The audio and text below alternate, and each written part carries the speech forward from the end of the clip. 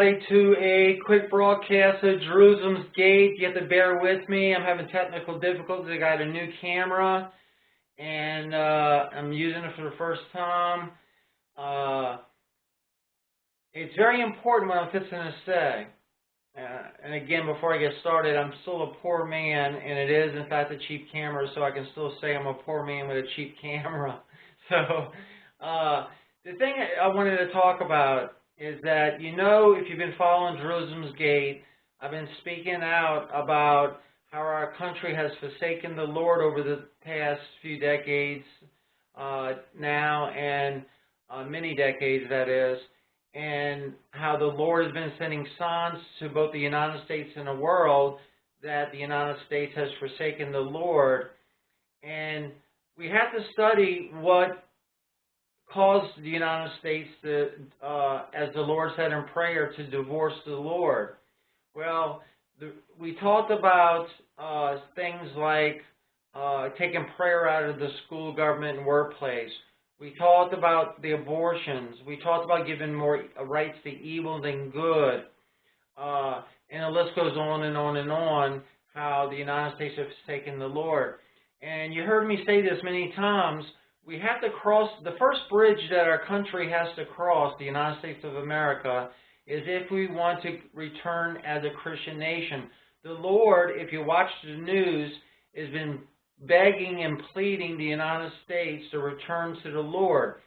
Things like, and a lot of people don't like to hear about this, but things like wrath, both in the United States and the world.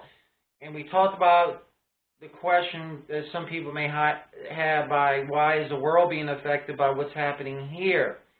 Well, the reason the world is being affected about what's happening here is that the Lord told me in prayer that the United States wanted to be the main superpower and the protector of human rights in the world, and God granted that. After World War II, back in that generation, we were faithful to the Lord, and the Lord blessed us immensely, especially after World War II, made us the main superpower of the world, and then we started passing laws like taking God, I shouldn't even say they're laws, they're illegal writings, because laws are just, true, and righteous. These are illegal writings that people that we voted appointed people into the courts to pass these, like Roe versus Wade, throwing the prayer out of the workplace of the government and school, and the last couple of decades, our country has experimented with some human rights atrocities, such as torture, inflicting mental and physical pain on a human being. And it's no secret, I mean, that has happened. And our country has to cross the bridge. The first bridge we have to cross to return to the Lord is answer a very important question. Does the United States, we the people, do we want to be a Christian nation or not? Do we want to return as a Christian nation? The Lord is begging us and pleading from heaven and sending signs, and if you watch the news, you see them. They're happening just about every day. Things happening to our country, distress the nations with perplexity, as the Bible says, and wrath that's both on our country and on the world. And this is not a lot of wrath. This is just Christ's righteous indignation. Trust me, when the Lord, for instance, when the day of God hits, and if you don't know what the day of God is, please read 2 Peter. It's not a pretty day. That's when his wrath will be unleashed on the world. Well, case in point, when you go into a vote, every individual goes into a voting booth and they pull the lever on which politician to vote for. And that politician appoints people on the courts and people on the Supreme Court, and those people make these illegal writings, such as Roe versus Wade. And that's how it happens. It doesn't happen by the individual judge or the individual Supreme Court justice. It happens in the voting booth when you pull that lever. Now,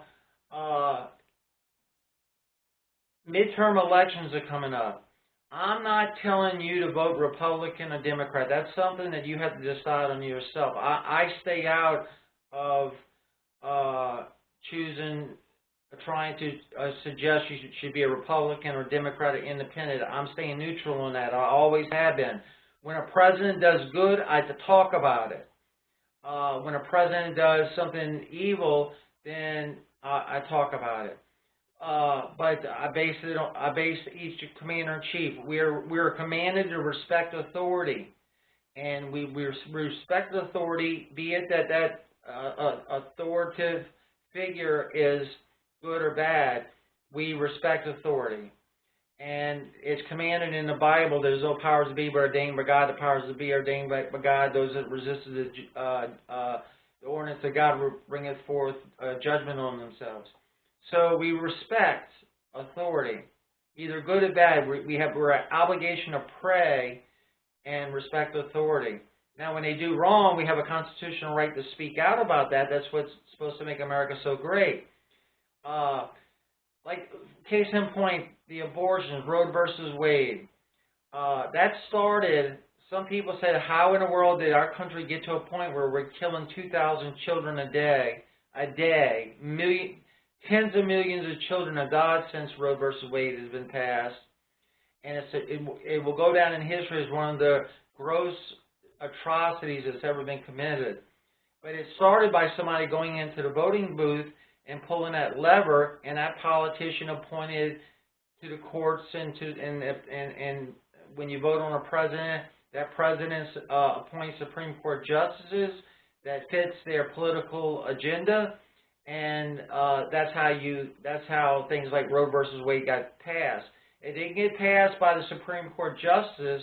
The decision wasn't made there. It was ultimately made in a voting booth years before by pulling the lever on who you want to vote for. But the bridge we got to cross, ladies and gentlemen, is if we want to return as a Christian nation. Now, the abortions, for instance. I'll bring up a verse. I hope you can see this. Jeremiah 1:5. Before I formed thee in the belly, I knew thee. Okay, that first sentence. That means God knew that child before that child was conceived in the womb. He knew that what that person would be, the height, the eyes color, the occupation, whether they be in the business world or a pastor or a laborer or whatever. God knows that. And that life is cut short in abortion mills. So this is a perfect proof that once a child is conceived, once conception takes place, and that seed penetrates that egg wall, a life is created. It's electrical life is created, and God imparts a soul to that person, be it that it is a person at that point. It's a living, breathing, feeding, growing person. So that refutes people that say that that's not killing a child if it's an abortion. Right? Then if you believe that, you're calling God a liar, because God says, before I formed thee in the belly, I knew thee. And before thou comest forth out of the womb, I sanctified thee. And I ordained thee to be a prophet unto the nations. This last sentence is talking about Jeremiah. That before Jeremiah was born, he knew he would be a prophet to the nations. But this first sentence is a basic sentence saying that God knows the individual in the womb. It's a person. God knows that child in the womb. And situations like that is absolute proof, 100% proof, that it is life and it is murder when that baby is aborted. And I pray that this horrendous writing be eliminated by people voting, the right people in office to appoint Supreme Court justices, that they can overturn this illegal writing. And it all starts in the voting booth. I'm not telling you to vote Republican and Democrat. I'm not here to say that. But what I'm saying is, when you go into the voting booth, in particular the midterm elections are coming up, and you have to go in that voting booth thinking, what is the biblical understanding or foundation of that person you're voting for? Because that person you're voting for appoints people that makes, they're called laws, but in case of Roe versus Wade, it's an illegal writing, in my opinion. But our nation has forsaken the Lord. You heard me say it a million times, and the Lord is absolutely pleading from heaven for us to return, because what protects our land, having a strong army is a good thing. I think we need to have a strong military, but what really protects our borders and our land is God. And when we depart from being a Christian nation, certain things happen to our country, which you've seen happen for some decades now. And it's getting worse. As I told you many years ago, these signs that are afflicting the United States and the world are going to increase in severity and in frequency. I told you that many, many years ago, and I can't tell you what time the sun's going to come up tomorrow, but I can tell you that that is, in fact, the reason why our country is in the problems it's in. Again, I'm not saying Republican, Democrat. That's what you have to decide. But what you have to decide, particularly in these midterm elections, because perhaps the most important midterm elections that our country will ever have in the history of our country. It could very well decide the fate of our nation as we know it. Do I believe God will set America aside? The answer to that is yes, absolutely.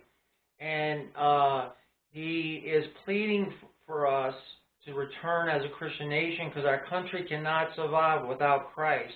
I can assure you that. And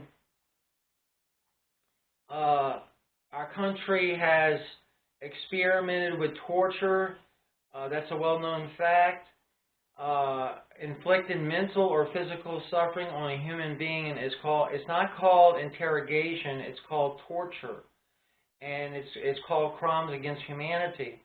And when we punish other countries for crimes against humanity, atrocities, or human rights atrocities, but yet our country does violates it, that, I think you would agree with me, is kind of hypocritical. And trust me, I love my country, and that's why I've spent my life, especially this latter part of my life, preaching that our country return back to the Lord. It's imperative, ladies and gentlemen. It's absolutely imperative. We're at the most critical stage in our country's history. We're at the fork. Either our country's going to succeed, or if it's going to be set aside. And that I know some people may get upset at that statement, but it's a simple fact. And it's a biblical truth. And if you watch the news, you will know that it is, in fact, the truth. And I love my country so much. I have spent this latter many years telling people that we have to return to the Lord. He's not looking for perfection. He's not looking for perfection, but a new direction. And I can't stress it enough, and I'll say it until we return as a Christian nation, or they put me 6 feet under. But that is what I have been ordained to. That's my ministry. That's what I've been called to do. And I love my country to a point where I have literally wore myself out, blanketing thousands and thousands and thousands of homes and cars and street corners, and traveling even to Jerusalem to pray for my country. But we have to make a decision, folks. And the decision, one of the main decisions is coming up in the midterm elections. What I'm trying to say, and I hate to be long-winded, is that the fate of our country is dependent upon who you go in that voting booth and vote for. And I'm not telling you who to vote for. When a president does good, I'll say it. When a president does bad, I'll say it. For instance, when President Trump went against all advisors and took a huge leap of faith to move the embassy to Jerusalem, the eternal capital of the world, and he received a lot of persecution for that. Him and his family received a lot of grief and a lot of persecution and for that decision. But I can assure you that President Trump will receive a reward, if not in this life, definitely in the next life. And I'm not saying to vote for President Trump. You have a right to vote for whoever you want to vote. But the man did do a lot of good to try to bring prayer back in school, where it's legal to bring a Bible to school. He moved the embassy to Jerusalem. He did a lot of pro-Christian things. And some people said, well, how can God use a businessman out of New York to do that? God chooses who he wants to choose. He weighs the heart. He doesn't weigh what you see on the outside. Him being a businessman, and he's seen that he was the individual that would take up with some Christian values, and he used them greatly. In my own opinion, I don't think God is finished with them.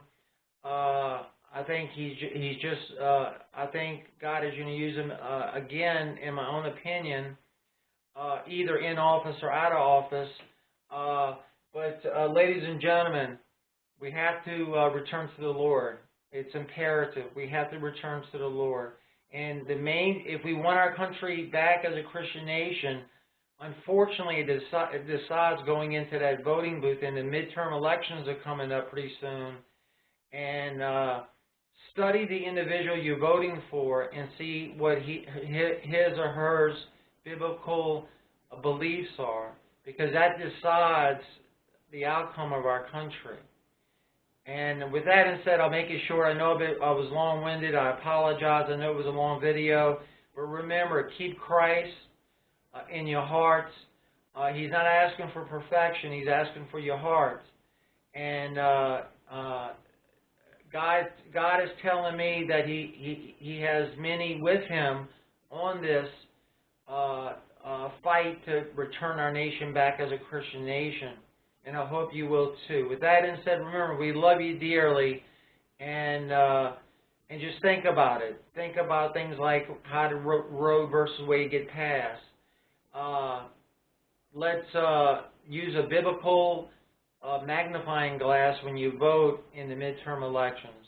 And with that said, you're watching and listening to another broadcast of Jerusalem's Gate. Once again, I'm sorry for the long-winded video. Usually they're very short, but my heart is very heavy, and it's my calling to try to return our nation back to Christ.